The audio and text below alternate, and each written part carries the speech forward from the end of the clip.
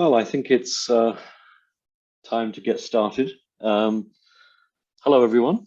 I'd like to welcome you all to today's event, especially those of you joining, like some of our speakers, at particularly unsociable times of the early morning or the late evening around the world.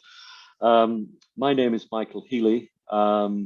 I am the Executive Director for International Relations at Copyright Clearance Center, and it's my pleasure to be moderating today's event.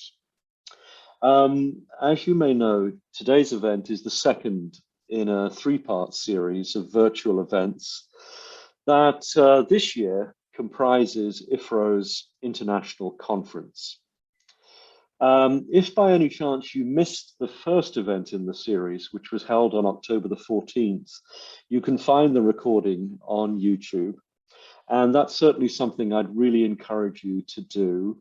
It was an excellent session about the future of copyright and licensing from the perspective of the end of this decade, looking back. And as I say, if you weren't able to participate, I hope you'll take a look at the recording.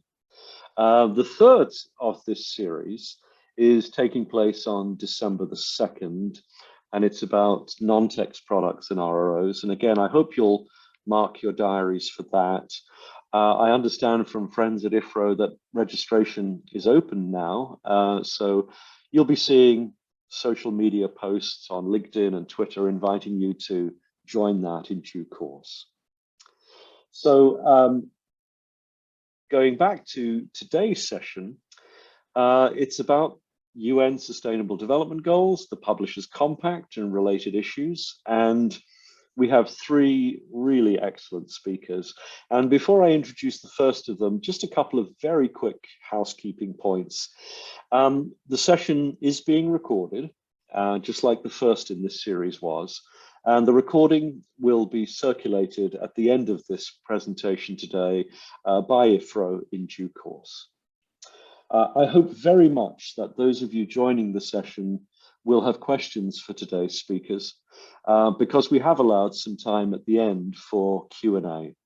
If you have a question, please use the Q&A facility on the screen, and we'll be taking questions when all the presentations have been completed at the end. So that's enough from me by way of introduction. So what I'd like to do now, if I may, is to introduce our first speaker today.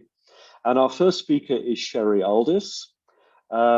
Sherry works at the United Nations, where she's Chief of UN Publications, working within the Department of Global Communications. Sherry has been at the UN, I think, since February 2015, so a little over 6 years. And there she's responsible for overseeing all the publishing activities and publishing policies and supporting the communication priorities and campaigns of the UN, including, of course, the Sustainable Development Goals, which are the focus of our conversation today.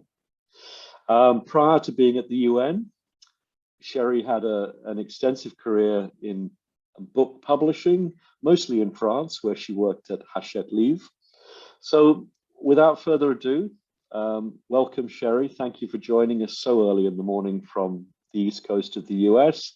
And I'll hand over to you, if I may. Thank you so much, Michael. Very happy to be here, even at a very early hour of the day. And I'd like to wish everybody good morning, good afternoon, or good evening. I'm sure we have a very international crowd, and it's great to be here. I'm very happy to be included in your 2021 International Conference and have this opportunity to speak to you about the Sustainable Development Goals. We call them the SDGs, so if you hear me use that acronym liberally, you'll know what that means. And really what we want to focus on today is how you, as rights reproduction organizations, can help us contribute to achieving them, because it's all about doing this together. I'm sure that many of you know what the SDGs are, but it's always helpful to have a quick refresher. So you can see the 17 goals on the screen. They were voted in 2015 into being by all 193 UN member states, which is quite an achievement to have 193 countries agree to 17 goals. with a very ambitious agenda and objective to, nothing less than transforming the world, a universal call to action to end poverty, protect the planet, and improve the lives and prospects of everyone, everywhere. So a very inclusive agenda. And sustainable development, of course, is development that meets our needs, the needs of the present, without compromising the ability of future generations to meet their own needs. And it means that we really have to promote prosperity for all while protecting the planet. We've heard a lot about that over the past few days with COP26, and these things really are intertwined with issues like education, health, social protection, job opportunities, go hand in hand with protecting the climate and environment and the environment. So the publishing industry as a whole really has a very important and impactful role to play in achieving these goals.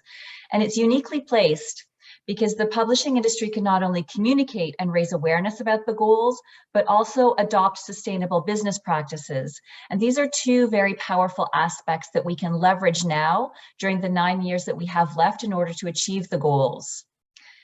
Clearly, publishing already contributes directly to SDG number 4 that you can see on the screen, which is about quality education, simply by the nature of our activity. And that's a great starting point, but we really think that publishing can make a significant contribution to many more goals, and rights reproduction organizations are very well placed to support this. And I will give you some concrete examples in a few minutes. If we could just go to the next slide, please, Vera. Thank you. I'm saying Vera, my daughter's name is Vera, so I say it with a French accent, you will excuse me. So the first step, how do we get involved? What can we do? So the first step towards achieving the goals and contributing to them really is to make a commitment. And we worked with the International Publishers Association to launch a framework for the publishing industry that we've called the SDG Publishers Compact. We launched it just over a year ago now at the Frankfurt Book Fair. And why did we do this? Well, we did it because there's a natural alignment between the values of the SDGs and those of the publishing industry. So as I mentioned, publishing does contribute directly to SDG 4 on quality education, and that was a great starting point. And we noticed that publishers had already started to show a great deal of interest in the SDGs and taken action, in particular in areas related to inclusion and diversity. And some publishers have also been tracking and offsetting their carbon footprints for years. I remember we did that when I was still at Hachette. And so it very much felt like fertile ground to work with. We also wanted a framework that was simple, that seemed attainable for many, and that mobilized collective efforts towards achieving the goals based on 10 realistic and concrete actions that really everybody could commit to. And we wanted to do it now in order to leverage progress and accelerate progress during what we call the decade of action. So we now have 9 years and not 10, so we're well within the decade of action. But we are very impressed and proud of the success that we've had so far, and proud of the commitment we've seen from the publishing industry. We have over 150 signatories from across the supply chain and around the world. We have over 42 countries and counting. Some of the members include 13 publishing associations like the IPA, the Association of Learned and Professional Scholarly Publishers, the Publishers Associations of New Zealand, of France, of Germany, and recently the Association of University Presses that represents just it alone 150 publishers. We have academic and university presses like Bristol University Press. We also have children's book publishers and trade publishers. We have large groups like Springer Nature and Elsevier, and then really small publishers with a more targeted or mission-driven approach like Greystone Books from Canada or Stormbird Press from Australia. We have distributors and printers, which is very important to us, and also NGOs. Entities from Ethiopia, from Pakistan, Indonesia, Brazil, Mexico, and of course the US, the UK, Europe, and Canada. If you could have the next slide, please. And we're not starting from scratch. It's great to see that so many academic and other publishers have already taken action in children's books and photography or even novels. And we know that almost every textbook publisher in the world has written to ask us permission to use the SDG logos in their books. We receive about 130 SDG permission requests per week, and 5 of those are for use in textbooks. So a very large quantity of permission requests there. And we also know that in 2019, about 10% of scholarly research was conducted in topics related to the SDGs. And I suspect that the same study done today would show much higher numbers. There are some examples on the screen from industry reports and programs and resource centers, a small selection of the many books that are published directly on the SDGs, and the IPA report on the SDGs with some really great examples for publishers of all kinds to show how they support the SDGs. We've also seen a lot of encouraging signs, particularly with COP26. We've seen a group of academics that's formed to work with journal editors and reviewers to incite authors to systematically indicate which SDGs their work contributes to as a requirement for publications, and even setting up a community of practice and a fellows system to amplify this initiative as part of the compact. We've seen publishers like Springer Nature appoint a director of sustainability, which is a newly created role. We've seen authors gather together to sign letters to publishers and literary agents, calling them to commit to reduce their greenhouse emissions in line with the Paris Agreement. And I'm sure that there's much more to come. There was a series of dialogues with the IPA during and after the Frankfurt Book Fair to come up with a document, an industry-wide document related to COP26 as well. And the next slide, please. So just a few ideas of ways that rights reproduction organizations can contribute to the SDGs. Now, in the description of the event, there was a focus on these 3 particular SDGs, and there are surely many more that are also relevant to the rights reproduction industry. But let's just take a closer look at these, and then I'll propose a 4th one on the next slide.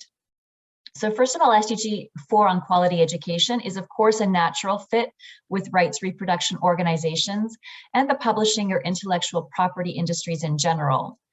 Educational licensing during the pandemic has been crucial to allowing schools at every level around the world to continue to provide access to content during lockdowns and restrictions. Licensing provides much broader access to content, making it available more widely in terms of formats, platforms, distribution channels, and crucially languages. And it's also provided additional income to authors and publishers during a very challenging time. And that also contributes to SDG 10, for example, on reduced inequalities. So getting back to this idea that all of the SDGs are intertwined and interconnected, because it does impact positively on inequalities in income and on access. In addition to these external actions that rights reproduction organizations can take, we can also take action inside our organizations. For example, by providing learning opportunities, training and mentoring for staff. We don't often think of educating or training our own colleagues as impacting the SDGs, but it's certainly part of quality education too. SDG 5 on gender equality is an area that has received lots of attention in our industries, but also in general over the past years, and rightly so. It's an area where proactive efforts can have big impact. We've seen many book and journal publishers commit to specific targets on diversity and inclusion, publicly sharing progress or lack of it in some cases, but at least it was shared transparently.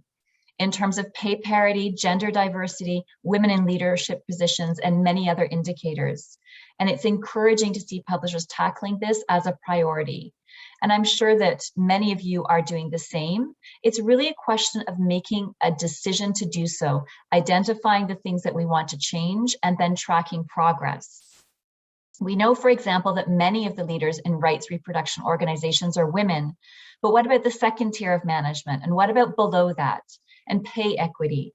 I'm sure that Mihail will speak more to this as he's an expert in this area, and there is a lot more to say about this and expand the notions included in this goal.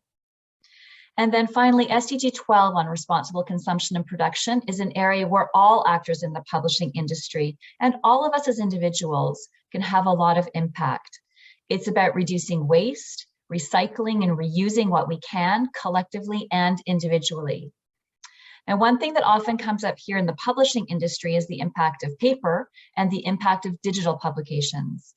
On the face of it, we could think that publishing digital content has less of a carbon footprint than print, and it's not necessarily true. When we look at the carbon footprint of data centers, we see that according to some estimates by 2030, electricity usage from ICT could contribute up to 23% of greenhouse gas emissions, which is actually more than the automotive and aviation industry combined. So going digital is certainly often a good decision, but it's not the only solution. It does need to be carefully considered alongside other factors and options depending on the situation. One of the most important things that we can do is always bear in mind how we can reduce waste at every stage of the manufacturing process, to actually recycle paper and other waste, to ask partners in the supply chain about their own sustainable practices to encourage emulation, and just show others that this is important to you. Being aware and asking the right questions is something that we can all do. And then I think the final slide, please. On SDG 17, partnerships for the goals. So this is the one that I want to add to today's discussion. The idea that we can't do this alone. We have to work together if we want to achieve the SDGs in the next 9 years.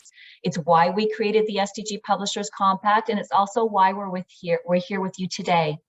By definition, rights reproduction organizations are dedicated to partnerships, to working together to increase readership and to support creation. I understand that you worked hard during COVID to ensure solutions-based collaboration to tackle issues related to lack of resources in some areas. Maybe we can leverage this way of working collaboratively to amplify efforts to publish more content on the SDGs, to tackle climate change and post-COVID issues. Stimulating the creation of content on the SDGs and mapping it to them, for example, or workshops with authors to educate writers on the themes of the SDGs. There are many ways that we can all work together to amplify our efforts. So thank you. I think my next slide is just the final thank you slide. I hope that you're encouraged and inspired to join us in achieving the SDGs, sharing information about them and about the SDG Publishers Compact with your constituents as well. And thank you for listening at this early hour in the US and perhaps later hour elsewhere in the world. So back to you, Michael. Thank you. Thanks so much, Sherry, for that introduction and the great tee up to the Compact and to the SDGs more generally. A reminder to everyone, if you have questions for Sherry, of course, use the Q&A tool, and we'll be taking questions towards the end of today's presentations. After that wonderful scene-setting presentation, now we have an opportunity to hear from one leading publisher about their particular perspective on the SDGs and the Compact. So I'm really pleased to welcome Simone Taylor, who's publisher for ebooks at AIP Publishing. Like Sherry, she's based on the East Coast of America, so got up very early for this presentation today. Simone is responsible, as you might imagine, for developing publications to meet the current needs of researchers, educators, and professionals, specifically in physics and related sciences. Simone herself has an interesting background because she was a researcher herself and started her publishing career at Elsevier, then moving on to the National Physical Laboratory and then to Wiley. She has a passion for helping authors maintain an archivable record of their work in scientific literature, and she's a very passionate advocate for improving global accessibility to published works. She holds her doctorate in material sciences from the University of Manchester. And with that brief introduction, if I may, over to you, Simone. Thank you, Michael. Hello, everyone, from wherever you might be joining us. And thank you for an opportunity to participate in this conversation. As Michael mentioned, I am books publisher at AIP Publishing. AIP is proud to belong to the Publishers Compact, and we have been a member of this since August of this year. Next slide, please. Today, I'll talk about the efforts we have underway at AIP Publishing to deliver on the sustainable goals. Next slide, please. Sherry mentioned that the Compact consists of a range, a broad spectrum of publishers, and we come from the smaller publisher, mission-driven end of that spectrum. We are a wholly owned subsidiary of the American Institute of Physics, with a specific mission to promote and make permanently available all findings with potential to advance the physical sciences. Now, how do we aim to achieve this? We are focusing a great deal on culture and organizational strategy, ensuring open, equitable, inclusive, and global approaches in all that we do features prominently in our discussions. Viewed through the lens of the Sustainable Development Goals, I would say 4 of those goals are our main starting point. So quality education, gender equality, reduced inequalities, and responsible consumption and production. As our CEO, Alex Vance, puts it, we want to be recognized as an organization that leans forward and reaches farther to promote equity, and as one that welcomes all conversations that help us understand and respond to the diverse perspectives of our colleagues and community. Next slide, please. Our portfolio comprises 28 hybrid journals, 12 of which we publish on behalf of our partner publishers, and a growing number of fully open access titles. We also have a recently launched collection of books through which we disseminate information that advances education and provides resources on sustainability and responsible consumption. Next slide, please. Now, beyond our publishing activities, we continue to transform our workplace culture, and our initiatives in diversity, equity, and inclusion are beginning to take shape. We aspire to address biases that marginalize people from underrepresented groups, remove barriers to publishing for researchers across the globe, and enable equitable access to resources. And finally, embrace diverse perspectives and value differences that strengthen the publishing pipeline, research communities, and society at large. These strategies are both internally and externally focused, and an important initiative is to collect demographic data to allow us to assess the composition of our editorial boards and our author base. We are part of the Royal Society for Chemistry's Framework for Action, where we can collaborate with and learn from other organizations. Next slide, please. Focusing on the 3 main goals slated for this conversation, improving the quality of research and education is central to our publishing mission. Our culture is evolving to make sure we respond to the needs of our global readership base, and we continue to aim to make access as seamless as possible worldwide by enhancing the resources we offer for our main readership base, mainly students, researchers, and practitioners. I touched on our drive to improve gender equality a bit earlier. Our efforts go beyond gender equality to touch on reducing structural inequalities in general. And we have recently introduced an author name change policy to allow our published authors who need to change their names on their published outputs, for whatever reason, to be able to make the change. Now, for us to be able to address all of these, it is crucial that these values are embedded in our culture. So educating and training our own workforce is a critical element of ensuring we meet these goals. Finally, in tackling responsible consumption and production, we continue to aim for digital efficiency in how we develop and produce our materials.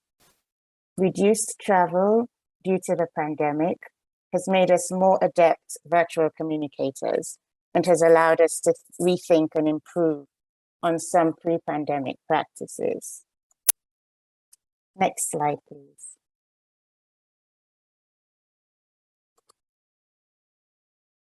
If I may expand on our digital initiatives for a moment, our publishing programs are effectively digital first, although print components are sometimes available for our readers who prefer that medium. The digital medium does facilitate access and wider dissemination, allowing us to meet our customers where they are.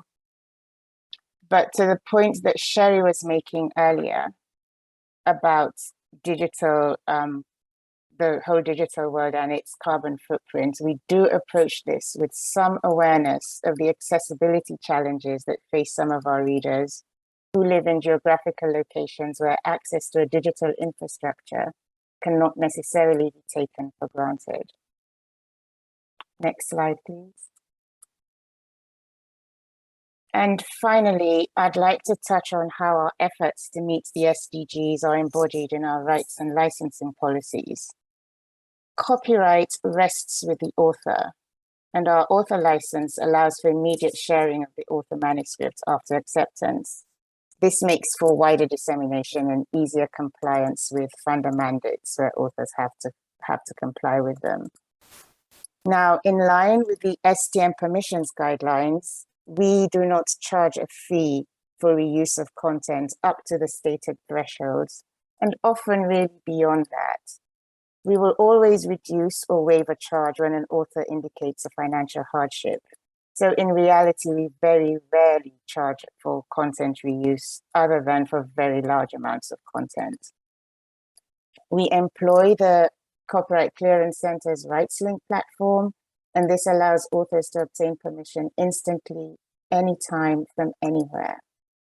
They are not restricted by time zones or business hours and can use the system in real time. And this makes it really easy for authors across the globe to complete the process in an efficient and timely manner.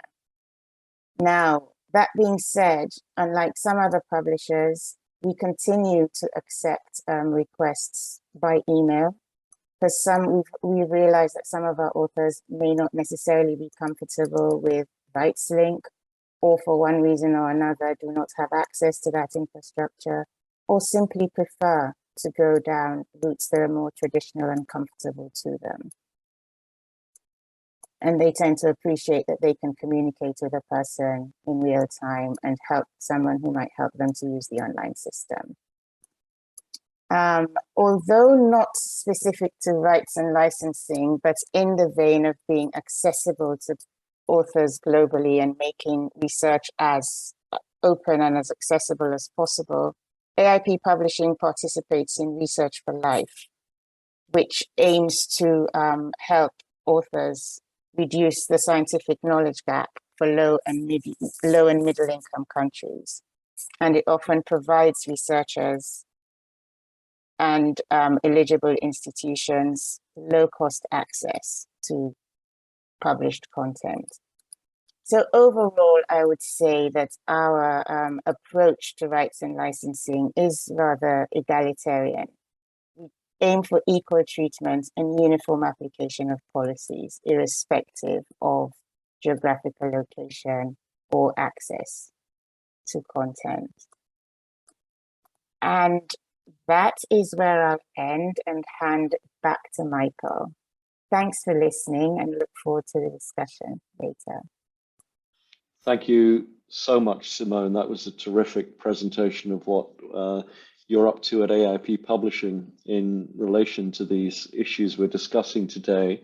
A reminder to the audience again, if I may, if you have questions for Simone, please pop them in using the Q&A feature on Zoom here, and we'll get to them at the end of the presentation. So thank you again, Simone. And at this point, I'm going to transition to our third and final speaker. Dr. Michiel Koolman is probably quite well known to many in the audience. He's well known to the IFRO community, going back many years. For those of you who don't know Michiel, he's Senior Vice President and Academic Ambassador at Elsevier. He was formerly President of the International Publishers Association, and he continues his involvement with IPA as Chair of Inclusive Publishing and Literacy. Michiel still serves on the Federation of European Publishers Board, and I think he joins us today from Brussels, where he's at an FEP meeting, I believe. While Michiel was president of IPA, he in fact launched the SDG Book Club together with the United Nations. And That was an initiative, of course, supported by all the key players in the book industry. And more recently, he helped to launch the SDG Publishers Compact, working with the UN, of course. Michiel is co-chair of Workplace Pride. He's the executive sponsor of Elsevier Pride and has been listed for 2 years in a row by the Financial Times as one of the top 100 ranking most influential senior executives from the LGBT community. So delighted to have Michiel with us today. And over to you, Michiel, if I may. Yes, thank you, Michael, and thank you, Sherry and Simone, for two excellent presentations. Indeed, I am in Brussels, and today the Federation of European Publishers will actually sign the SDG Publishers Compact. So in that sense, it is a historic moment as well, and I'm very happy that to run back to my FAP colleagues after this. Maybe the next slide, please. So I quickly tell you what I'm going to discuss. So why are publishers using the SDGs? Can publishers be catalysts of societal change? How about partnering with the RROs? Then I will focus a little bit more on RELX and Elsevier, and then a deep dive at Elsevier. Just like the previous speakers, maybe I can add a bit to the diversity and inclusion discussion. And then zoom in on climate action, and of course finish with the SDG number 17, partnering. Thank you. Next slide. So we of course live in a times of dramatic change, and you see some signs of that on the left. And I think for publishing organizations like the IPA, but also for individual publishing houses, the SDG framework is actually a perfect framework for our overall strategy. And we have been really working very well at the IPA with the UN as collaborators for many, many years. And I will continue on the next slides about that. But also I would say at individual publishers, I think the SDGs are a perfect framework for many of our activities. That will kind of really also force us to think, are we doing enough for particular SDGs? Can we not kind of accelerate what we're doing already? So I'm very grateful that the SDG framework is there and that it's really makes sense for publishers and publishing organizations. Next slide, please. So we feel as IPA that we really try to be what we call catalysts for societal change. The IPA, of course, fights like IFRO for copyright. It is the bedrock of our industry, but we are also an NGO and we have a human rights mission, and that's around freedom to publish. We also try to really, I would say, create change makers for the future. And there the SDG Book Club is a great example. The UN, the IPA, and many, many partners launched this a couple of years ago in all the 6 UN official languages. And it's for children between the age of 6 and 12. And it has been such a success that now there are lots of other book clubs all around the world. So there's in Indonesian, in Norwegian, in Portuguese. So and there are actually plans for one in German and in my own mother tongue, in Dutch. And there's also one I really like personally is the African chapter, which is of course sometimes in French and English, or Portuguese, but also in local languages. You see some great examples here. So even very abstract concepts like maybe SDG number 16, what is peace and what is justice, can really be translated in kids' books or climate action. If you have any kids, you should definitely read to them Bee and Me. And then my personal favorite here is this book by Lauren Schimel, and this is for a rainbow family. So this young boy actually has 2 dads, and there's another book where a young girl actually has 2 mothers. And this really shows how we can kind of reduce inequality, put diversity and inclusion on the agenda. And I can talk about the book for a long time because it triggers a whole political discussion in countries where, how do you say, populist politicians are in charge. But let's go to the next slide. So absolutely, I think it's super important that we acknowledge here the role that RROs play. And so what we see is that in addition to the direct channels that publishers have available, the ROs can really broaden the readership and access. And I think in that sense, and I think Sherry was already alluding this, it's supporting fighting inequalities. We can find new readership beyond the kind of the traditional readership that we have as publishers. And we also can kind of share the content that we have through new formats and different uses, whether it's like a reader at universities, etc. That can, of course, bring in some additional income, and that helps because we as publishers want to be a vibrant, diverse, and innovative publishing industry. So the ROs can definitely help that as well. Let's go to the next slide.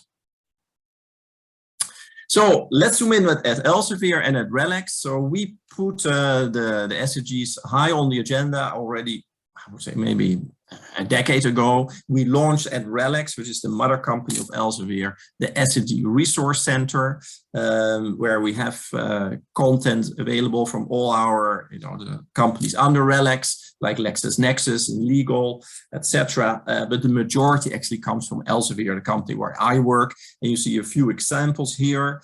So for instance, we published a report on sustainability science. We also published what is the impact, the scientific impact per SDG, and the example you see here is SDG number 13 on climate action. So who is publishing most in the research on climate action? What is the impact there, etc. Super interesting, and actually for the case of climate action, we see that the quality is 37% higher than the world average. So the research in climate action is quite high quality. We're also very proud that we have a specific collection freely available during COP26, which is happening now in Glasgow. Next slide, please. So there are 17 SDGs, and we decided to really focus on 3 when we started with the SDG framework. One was a no-brainer, that's good health and well-being. Half of our activities are for health professionals, doctors and nurses. Then we really put gender equality high on the agenda, and I will come back to that as well. We also have an Elsevier Foundation, which is very active in reducing inequalities. Then last year, when we're all hunkered down because of the Corona crisis, I got together with some colleagues and I said, let's use this time to think how we can further improve our thought leadership agenda. And we decided to climate action on the agenda. And that has been, I think, really well received. And I will go back to that in the next slides, please. So first of all, we have been extremely active around inclusion and diversity. And so inclusion means also inclusive publishing for which I would call accessible publishing, people with who are print disabled. We also see here how we can support racial inequalities as publishers. And we're very proud that we put Elsevier and RELX on the map as well in the area of LGBTIQ+ work inclusion. And we have those done for the last 10 years. We are actually benchmarked to other companies. And to be honest, for like 8 years, we're very average. But for the last 2 years now, we're in the highest category. We're advocates. So Elsevier is also a great company to work if you look at diversity or a best company for women. We also have a name change policy, which Simone also referred to, that is very important, especially for the transgender community. After transition, you only want to be known with your new name, and you don't want your dead name, as it's called, to be there. So we definitely can fix it easily for our own publications. But of course, we also have secondary databases like Scopus. And so we're now addressing how we can change that there as well. In the center, you see something I'm kind of proud of because Cell Press introduced what is called a inclusion and diversity statement. So authors can then explain that they belong to certain communities and reflect a certain level of diversity. So maybe there are Black authors or they belong to the LGBTIQ+ community. And they can also describe how diversity and inclusion is reflected in the research they do. So if it's a clinical trial, is it not only for white males, but is it perhaps maybe for transgender individuals, or is it people who are Hispanic? Next slide, please. So I already mentioned gender equality super high on our agenda already for 10 years. We put that on the agenda internally, but we also have an external advisory board. We really want to improve the representation and participation of women within research. We want to kind of see how sex and gender can be a topic of research, and then also how we can support the progression of women. And here you see a few examples, and one of the most recent one is a study we did on behalf of Portugal, which actually is a pretty good news story there, because if you look at researchers at all levels, 50% are women. And that is not the case in many other countries, including my own, the Netherlands, where the population, you will not be surprised, is 50% female. But when you look at full-time professors, it's only like 25%. So there's something, room for improvement there. Next slide, please. So I already mentioned climate action. We started that last year, and I think it's super important that we put different aspects on the agenda. One is leadership. So we signed the climate pledge, which means we are committed to be net zero in the carbon perspective 10 years before Paris, so by 2040. We also, what we publish, we're going to revise, so it's called Energy with Purpose. We also signed the Publishers Association from the UK Climate Action Pledge. So that I think is very clear that we are committed. We also invest quite heavily on what we can do for our staff, for our colleagues. We have a employee resource group called Sustain. So we want everybody not only to be diverse and inclusive, but also sustainable as in their mindset, so to say. We publish reports on this, and we just published a report on the energy aspects of climate action. We have the Lancet Countdown tracking progress on climate action and health. And then we have an external climate advisory board that will really, challenge us. Are you doing the right things, and are you doing it fast enough? And of course, we publish a lot about climate action, for instance, in the journal One Earth, which is part of the Cell family. Next slide. And it's the final slide as well. So I could not emphasize that it's super important that we keep partnering on the goals. And you see, of course, we are active within the IPA, within the Publishers Association, IFRO, and of course the SDG Publishers Compact is a great example where we now have 150 people sign up, organizations sign up, I should say, with a strong representation from the STM publishers. So I'm very happy about that my immediate colleagues, rose to the challenge there as well, from Springer Nature, etc. Thank you so much. And Michael, I give the floor back to you. Thank you, Michiel. That was great. Really appreciate your contribution and those of the other two speakers as well. We now have time for questions, and not surprisingly, it's an expert audience with some really interesting questions. The first reminds us that we've talked a lot about RROs, as we should today. We've talked a little bit about publishers and what they're up to. And one of our attendees has reminded us, don't forget the authors. And Sherry, if I may ask you very briefly, has the UN seen much engagement from the author community specifically, either directly or through their membership associations like PEN or the European Writers' Council? Anything you can tell us about that? Thank you, Michael, and thank you for the question. No is the short answer. We have engaged with authors in the context of the SDG Book Club. So yes, we do have engagement for authors around the world in the SDG Book Club, very active engagement. So that's really fantastic to see. We see authors contributing in terms of the content that they produce, and I mentioned, or I've referred to the fact that there are groups of authors who are really calling out on the industry to make commitments to the Paris Agreement.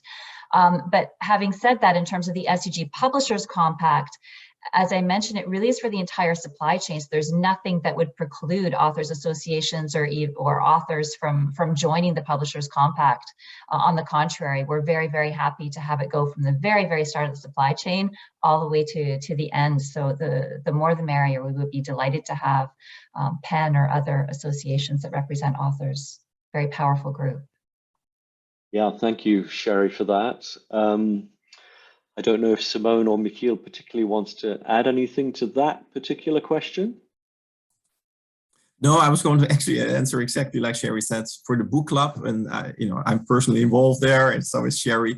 The authors were represented from the start, and they have been all aboard, for every SDG, because we go from one to the next, and so their input has been crucial. So I'm very happy to acknowledge that there as well.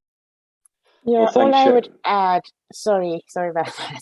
All I would add is that as publishers, we do focus really hard on authors because most of the content development starts with the authors.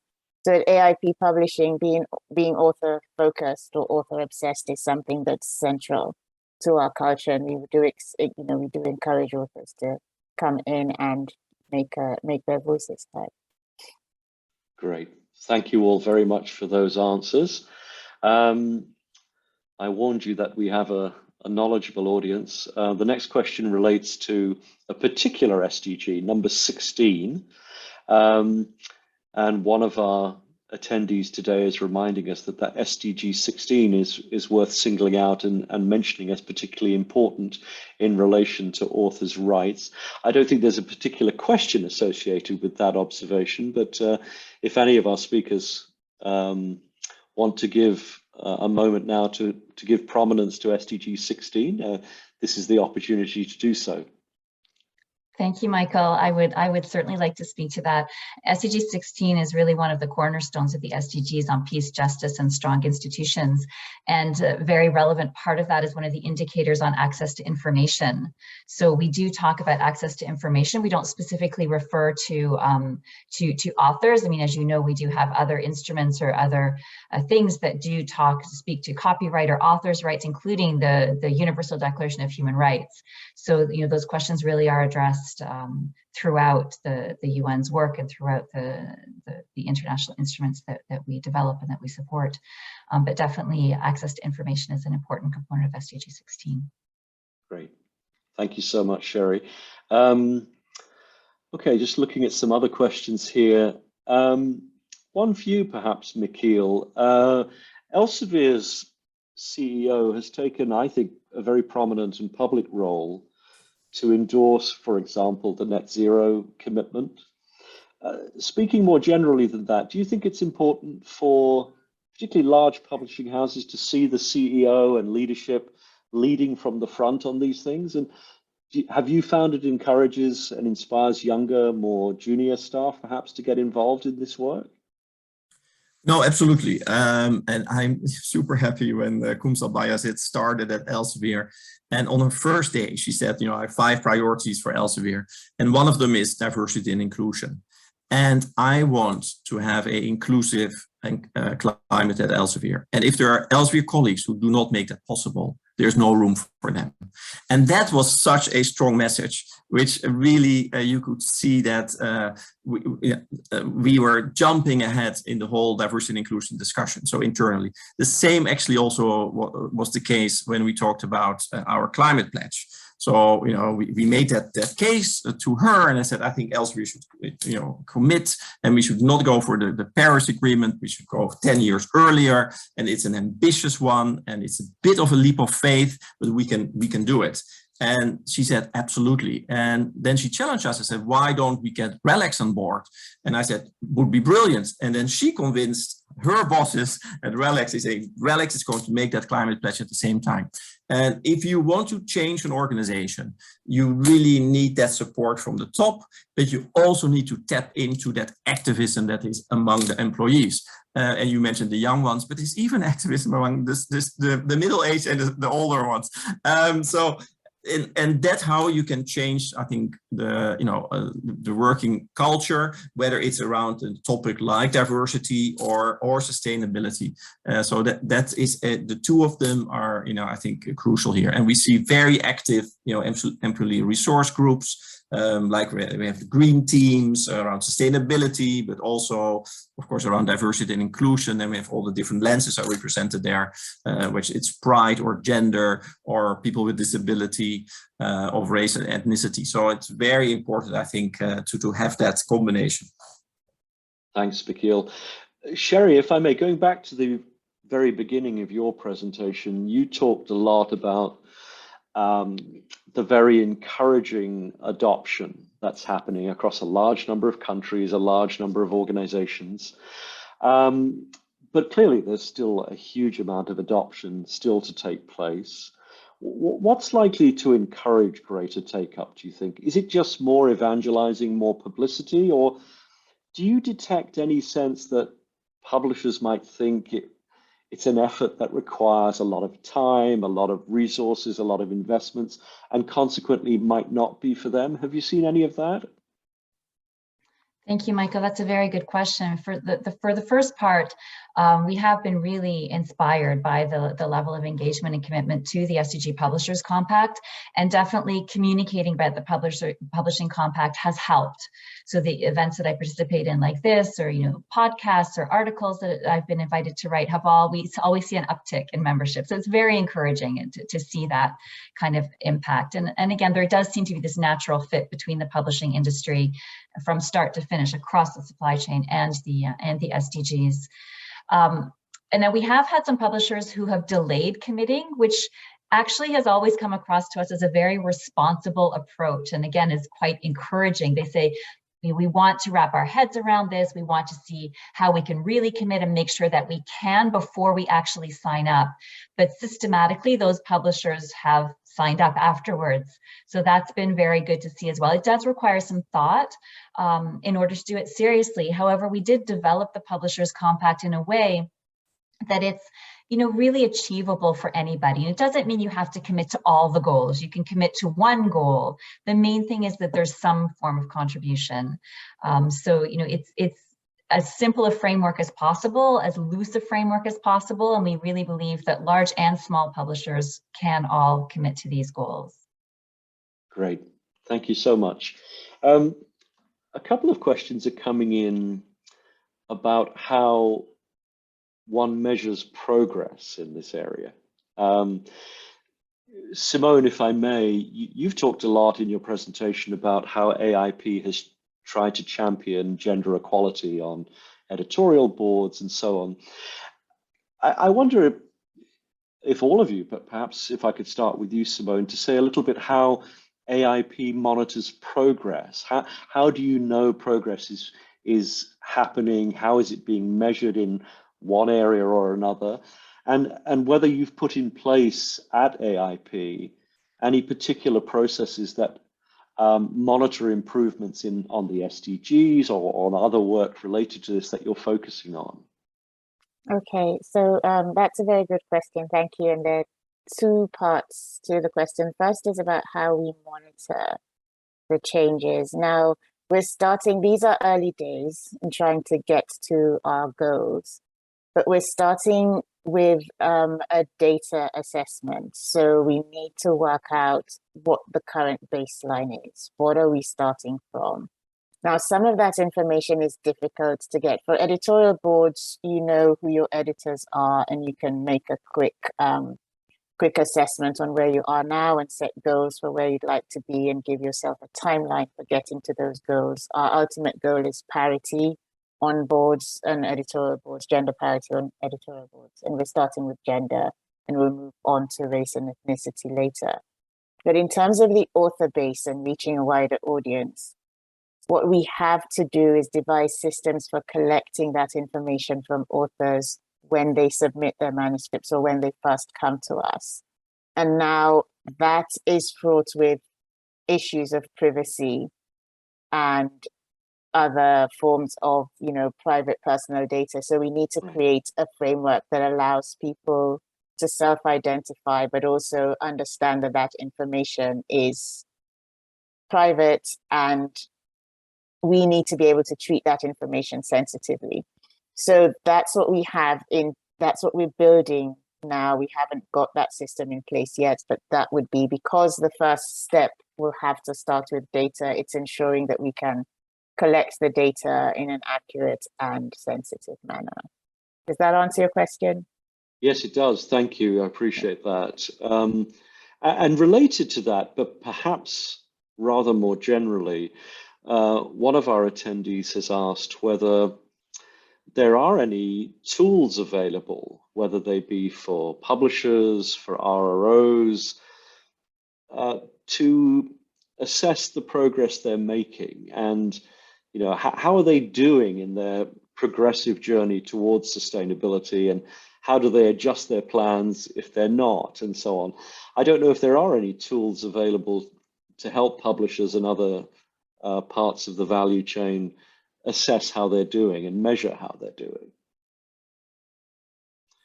I think we have to go per SDG and answer that. So if you talk about climate, I mean, the first question is, how big is my carbon footprint?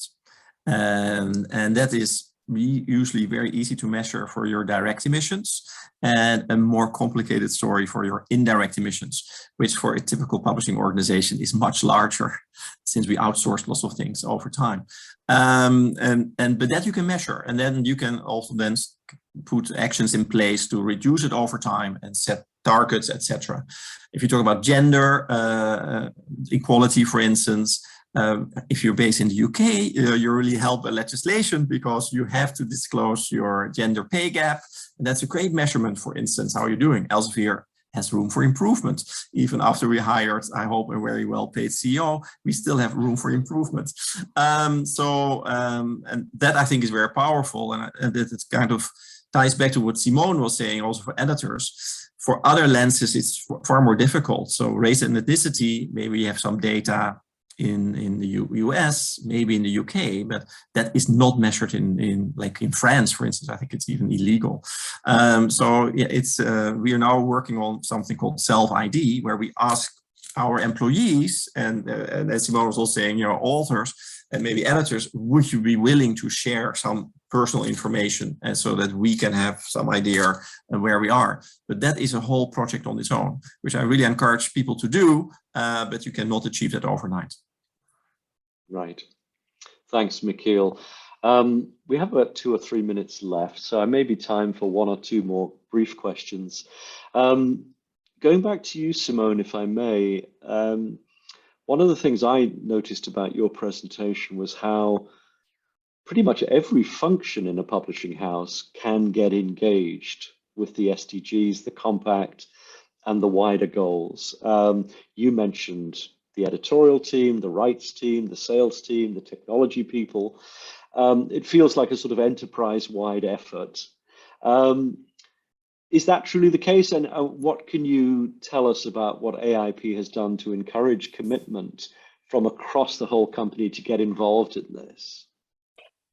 It is the case, and I think it's sort of almost a byproduct of being a smaller organization, where by definition, for survival, you do have to interact with other departments to get the work done. We don't have the luxury of having the resources distributed across very many groups.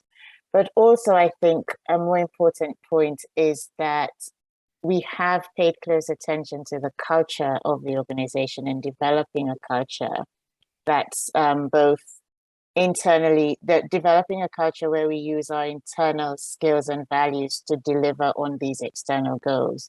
And if everyone's part of that culture-driven objective, if everyone understands what the goals are, then we get to the point where we can deliver on them. So there is, to be able to deliver that, you're right, we have to get the enterprise, we have to find an enterprise solution, because we can say to our authors, we're going to make your work, the editorial people can say, we're going to acquire content from people across the globe. and we're going to make it accessible to people across the globe. Well, we can't do that without input and buy-in from the technology people to make that possible, or from the sales and marketing people. So it is a very integrated approach.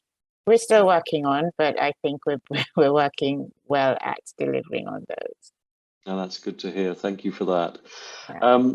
I think the final question possibly might go to Sherry. Somebody has asked us, reminding us again that the publishing value chain is made up of not just authors, publishers, but many other types of company too. And someone has asked whether suppliers like printers, wholesalers, distributors, freight forwarders, all those incredibly important links in the value chain, can they sign up to the Publishers Compact? And if so, have any of them done so yet? Yes, that is a very important point. We know that about somewhere around 75% of the publishing industry's carbon footprint comes from the manufacturing part of things, right? So we are very interested in having printers and distributors and transportation companies join the compact, and we have had some.